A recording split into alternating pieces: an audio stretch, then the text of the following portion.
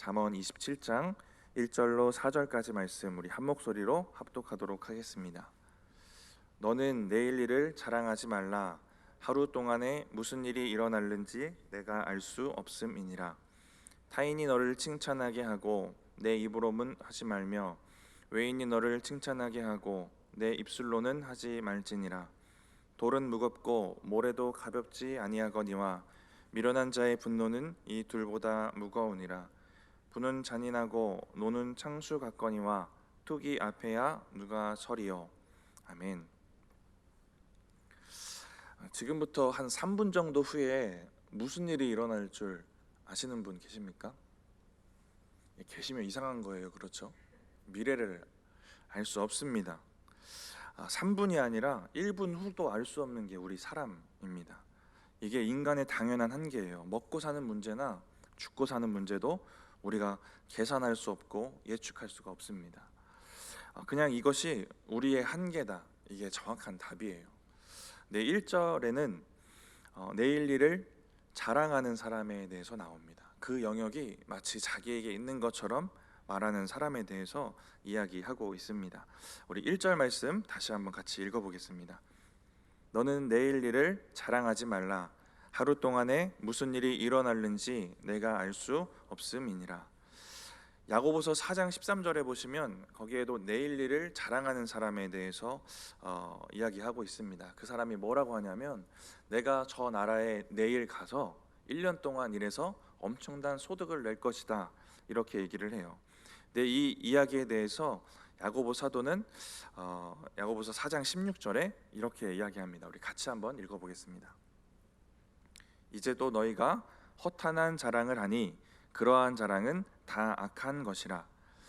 내일 내가 이 나라에 저 나라에 가서 1년 동안 일해서 이렇게 많이 수입을 얻을 것이다, 이렇게 내일 일에 대해서 자랑하는 게 허탄한 자랑이다. 그리고 더 나아가서 이 자랑이 다 악한 것이다 라고 얘기합니다. 서두에 말씀드렸던 것처럼 내일 일이 우리의 영역이 아니기 때문에 그렇습니다. 오늘 본문 1절에도 내일 일은 고사하고 오늘 일조차 알 수 없는 것이 인간의 한계다라는 것을 이야기합니다. 그러니까 내일 일은 인간의 영역이 아니다. 누가복음 12장에 보시면요, 여기도 내일 일에 대해서 긍정적으로 생각했던 한 부자가 나옵니다. 이 부자가 그해 풍년을 맞이해서 곳간에 쌓을 곳이 없을 정도로 엄청나게 소득을 이제 벌어들입니다. 그래서 이제 창고를 새로 지을 계획을 세우고요. 그리고 스스로에게 이렇게 이야기합니다. 누가복음 12장 19절 말씀 우리 같이 한번 읽어보겠습니다. 또 내가 내 영혼에게 이르되 영혼아, 여러 해 쓸 물건을 많이 쌓아 두었으니 평안히 쉬고 먹고 마시고 즐거워하자 하리라 하되.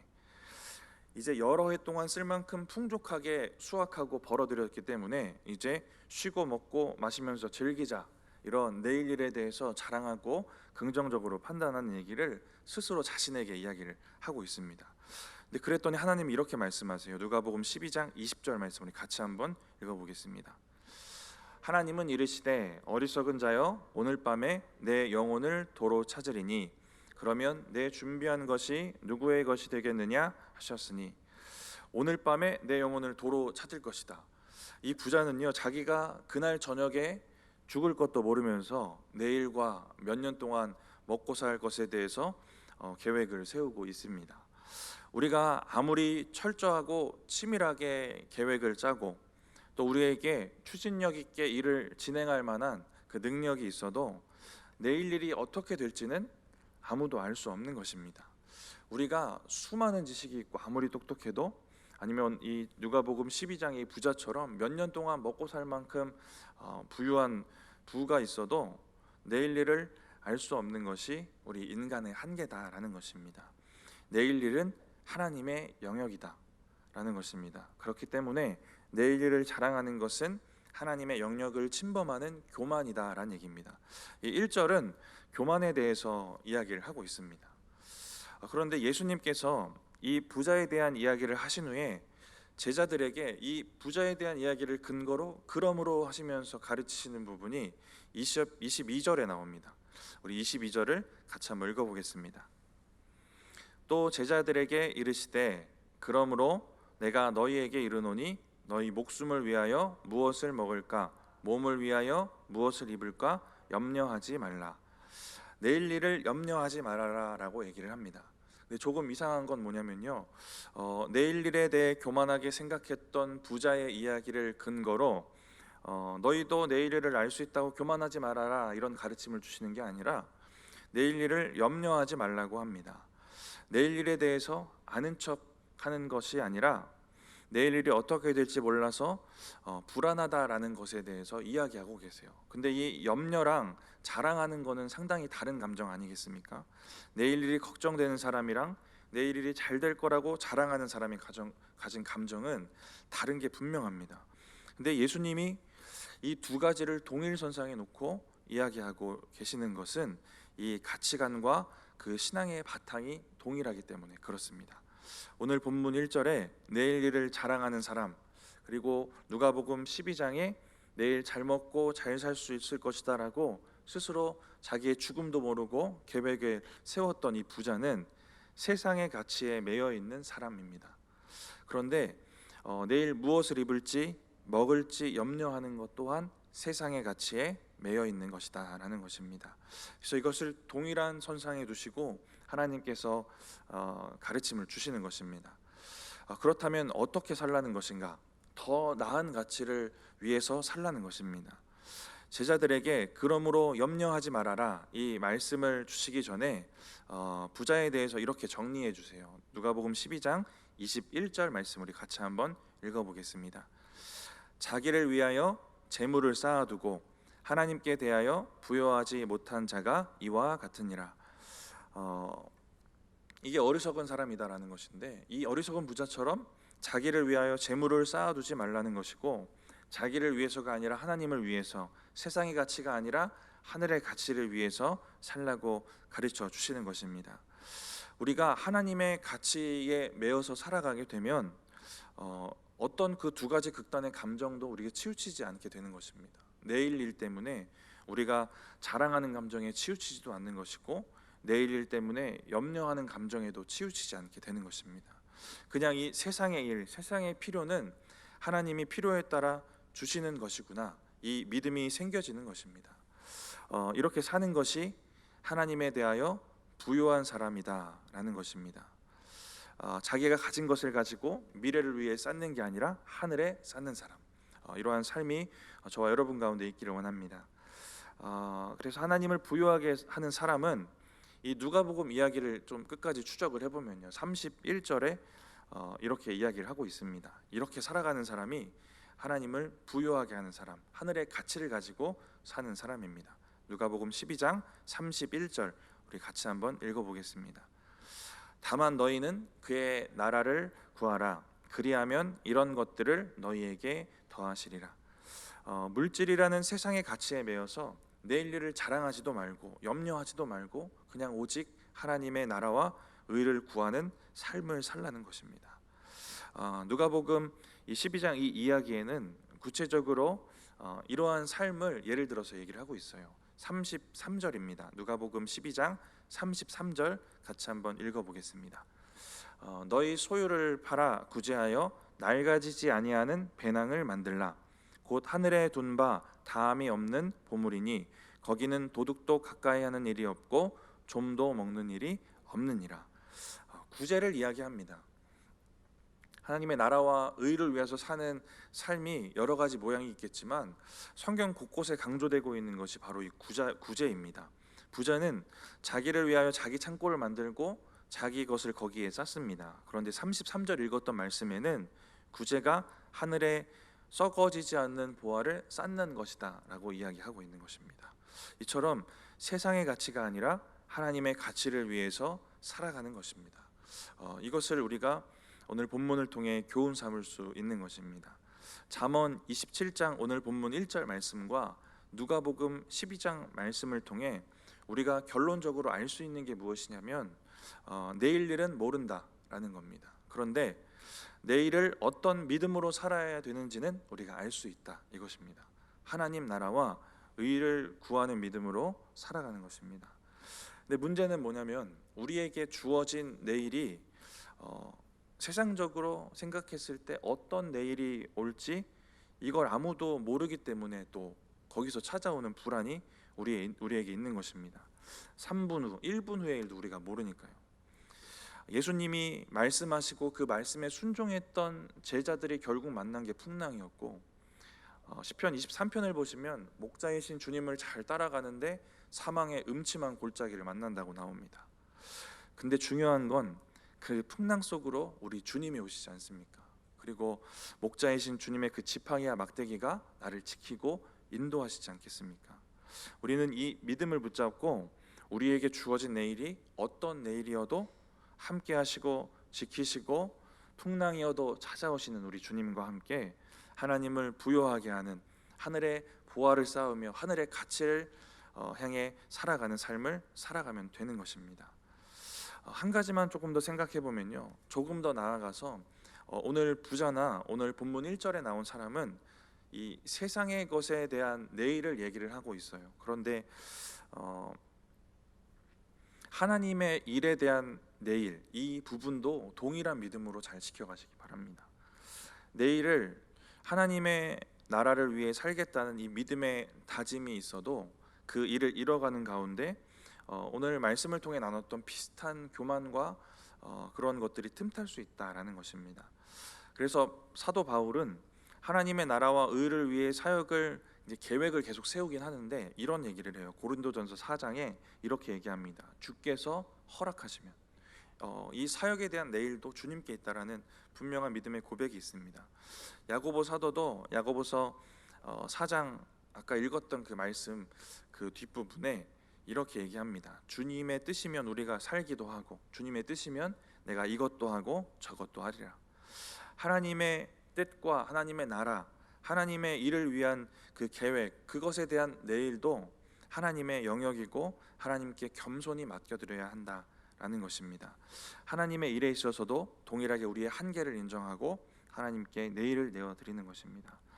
저와 여러분의 인생이 세상의 가치에 매여서 자랑하거나 염려하거나 하지 않고 어떠한 내일이 와도 오직 하나님의 나라와 의를 위해 그렇게 살아가시는 복된 인생이 되시기를 축복합니다. 우리 이어지는 본문 2절을 보시면 칭찬에 대한 얘기가 나오는데요, 이 2절의 칭찬이라는 단어와 1절의 자랑이라는 단어가 동일한 단어입니다. 같은 단어를 사용해서 동일하게 사람의 교만에 대해서 이제 이야기를 하고 있습니다. 우리 2절 말씀 같이 한번 읽어보겠습니다. 타인이 너를 칭찬하게 하고 내 입술로는 하지 말며 외인이 너를 칭찬하게 하고 내 입술로는 하지 말지니라. 스스로 칭찬하지 말라고 합니다. 근데 참 논리적이고 너무 맞는 얘기예요. 왜 그러냐면 스스로 하는 칭찬은 너무 주관적이기 때문에 그렇습니다. 사람은 자기 자신에게 너무나도 관대합니다. 그래서 잘못한 게 있으면 어떻게든 축소해서 말하고 잘한 게 있으면 어떻게든 확대해서 말하는 게 사람이다라는 것입니다. 그렇기 때문에 자기 입으로 하는 칭찬은 불안정하고 교만이 되기 쉬운 것입니다. 네, 오늘 본문에는 누군가로부터 칭찬받을 수 있는 이 삶은 살아야 된다라는 얘기는 또 반대로 하고 있습니다. 타인과 외인에게 칭찬을 받아야 한다라는 것인데, 그러한 칭찬을 받아서 우리가 할 수 있는 일이 무엇이겠습니까? 하나님께 영광이 되는 것입니다. 그리고 더 나아가서 그들로 하나님 아버지께 영광을 돌리게 하는 것입니다. 마태복음 5장 16절 말씀인데요, 저는 이 말씀이 참 가슴이 뛰는 말씀입니다. 우리 같이 한번 읽어보겠습니다. 이같이 너희 빛이 사람 앞에 비치게 하여 그들로 너희 착한 행실을 보고 하늘에 계신 너희 아버지께 영광을 돌리게 하라. 타인과 외인이 저와 여러분의 착한 행실을 보고, 우리도 칭찬을 하겠지만 우리가 믿는 아버지 하나님께 그들이 영광을 돌리는 역사가 일어난다는 것입니다. 이러한 놀라운 삶의 역사와 축복이 저와 여러분의 인생 가운데 풍성해지기를 축복합니다. 이처럼 사람의 칭찬을 받는 삶도 우리에게 참 귀한 도구가 되어지고 아름다운 우리의 믿음이고 삶이겠지만, 바울 사도나 또 베드로 사도는 결국 우리가 하나님의 칭찬을 얻어야 된다라는 얘기를 합니다. 베드로 사도의 말을 우리 같이 읽어볼 텐데 베드로전서 1장 7절 말씀입니다. 우리 같이 한번 읽어보겠습니다. 너희 믿음의 확실함은 불로 연단하여도 없어질 금보다 더 귀하여 예수 그리스도께서 나타나실 때에 칭찬과 영광과 존귀를 얻게 할 것이니라. 너의 믿음의 확실함은 불로 연단하여도 없어질 금보다 귀하다. 그만큼 믿음이 순수하다라는 얘기를 하고 있어요. 그래서 다른 번역에는 순수한 믿음이라고 직접 번역이 되기도 합니다. 베드로 사도는 이 앞절을 통해서 연단을 통해 믿음이 순수하다는 것이 확인이 되고, 그리고 주님이 다시 오실 때 그 믿음이 칭찬받을 것이다 라고 이야기를 합니다. 저와 여러분의 믿음이 다른 이들에게도 칭찬이 되고 하나님께도 칭찬받는 그러한 믿음이 되어지시기를 바랍니다. 성경에서 사람에게도 칭찬받고 하나님께도 칭찬받았던 성경의 인물을 찾아보니까 누가복음 7장에 백부장이 있습니다. 이 백부장은 높은 지위에 있었지만 자기에게 있는 종도 아끼고 사랑했던 사람이었어요. 그래서 아끼는 종의 병을 고치기 위해서 예수님을 찾는데 직접 찾지 않고 유대 장로들을 통해 예수님께 도움을 요청합니다. 근데 이 유대 장로들이 예수님께 가가지고 이 백부장을 엄청나게 칭찬을 하는 거예요. 우리를 위해서 선을 많이 베푼 사람이고 회당도 지어줬고 이런저런 선한 일을 했던 사람이다라고 칭찬을 엄청 하게 됩니다. 이런 칭찬을 들으시고 예수님이 백부장의 집으로 발걸음을 옮기시던 중에 백부장의 친구들을 통해 백부장의 말을 이제 전달을 받는데 이런 얘기를 합니다. 말씀만 하셔도 내 종이 낫겠나이다. 그리고 이렇게 이야기하는 이유를 백부장이 직접 밝히는데 결론적으로 백부장이 하고 싶었던 얘기는 저도 주님 앞에 똑같은 종입니다라는 얘기를 하고 있습니다. 자기를 주님 앞에 종으로 낮추고 있어요. 그리고 예수님께서 이러한 백부장의 믿음을 이렇게 칭찬하십니다. 누가복음 7장 9절 말씀인데요. 우리 같이 한번 읽어보겠습니다. 예수께서 들으시고 그를 놀랍게 여겨 돌이키사 따르는 무리에게 이르시되 내가 너희에게 이르노니 이스라엘 중에서도 이만한 믿음은 만나보지 못하였노라 하시더라. 이렇게 믿음을 칭찬받습니다. 그리고 종의 병을 고쳐야 한다는 육적인 고민도 사라졌습니다. 이 백부장에게 영과 육의 형통의 삶이 이어지게 됩니다. 저와 여러분의 믿음도 사람에게도 칭찬받고 또 더 나아가 하나님께도 인정받고 칭찬받는 그러한 믿음이 되어지시기를 축복합니다. 그렇게 하나님의 나라와 의를 위해서 하나님이 참 쓰시기 편한 그러한 도구들 되어지시는 저와 여러분 되시기를 축복합니다. 이어지는 3절과 4절은 분노와 투기에 대해서 이야기합니다. 우리 3절과 4절 말씀 우리 같이 한번 읽어보겠습니다. 돌은 무겁고 모래도 가볍지 아니하거니와 미련한 자의 분노는 이 둘보다 무거우니라. 분은 잔인하고 노는 창수 같거니와 투기 앞에야 누가 서리요. 3절 말씀을 보시면 돌은 무겁고 근데 모래도 못지않게 무겁습니다. 그런데 그것들보다도 미련한 자의 분노가 감당하기 힘들 정도로 무거운 것이다, 고통스러운 것이다 라는 얘기를 하고 있습니다. 4절을 보시면 분과 노는 잔인한 것이고 창수같이 파괴적인 것이다 라는 얘기를 또 하고 있습니다. 근데 우리가 4절 마지막 부분에 좀 집중해 보면요, 투기 앞에 누가 서리요 라고 하였습니다. 분노보다도 투기가 더 파괴적인 것이다, 더 고통스럽고 무겁고 힘든 것이다 라는 얘기를 하고 있는 것입니다. 이 투기라는 것은 질투와 시기입니다. 잠언 14장에는 이 투기라는 것이 뼈를 썩게 한다라고 나와 있습니다. 이처럼 투기는 그 사람의 영혼도 육도 죽게 하는 것입니다. 사울왕이 좋은 본보기인데 다윗에 대한 투기가 이제 극에 달합니다. 인생을 제대로 살지를 못해요. 왕의 삶을 제대로 누리지도 못하고 하나님이 세우신 그 왕의 목적대로 그러한 영혼의 삶을 잘 감당해내지도 못합니다. 결국 영과 육이 황폐해져서 그렇게 살다가 죽음을 맞이하게 됩니다. 투기가 이렇게 사람의 인생에, 사람의 삶에 이렇게 악한 영향을 주는 것입니다. 근데 무엇보다도 투기가 가져오는 가장 어려운 것, 가장 두려운 것이 무엇일까 생각해 보면 사명을 잃어버리게 하는 것입니다.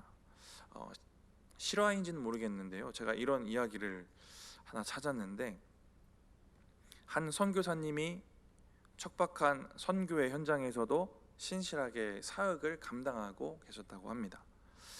그랬더니 사단이 먼저는 전염병과 풍토병 같은 질병으로 이 선교사님을 어렵게 했어요. 그런데도 이 선교사님은 자기 자리를 잘 꿋꿋하게 지켜가십니다. 그랬더니 사단이 현지인들을 통해서 이제 핍박을 하는데, 오늘 본문에 막 분노가 일어나는 것처럼 분노가 일어날 만한 일을 겪게 하십니다. 그런데도 이 선교사님은 포기하지 않으셨다고 해요.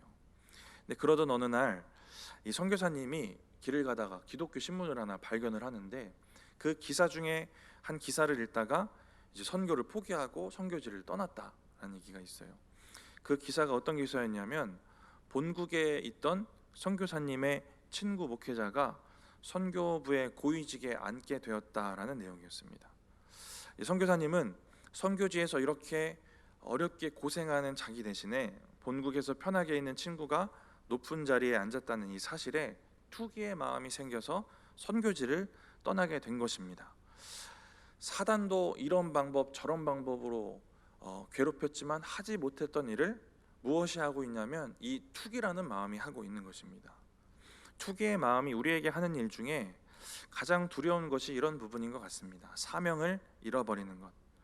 우리가 1절과 2절을 통해서 우리가 우리의 영역이 아닌 것을 하나님께 내어드리고 하나님의 나라와 의를 위해서 살아야 할 것을 돌아보고 생각해 봤습니다.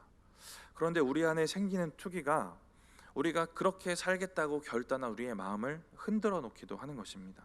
하나님 나라와 의를 위해 살아가겠다는 우리의 마음과 우리의 사명을 파괴하기도 한다라는 것입니다.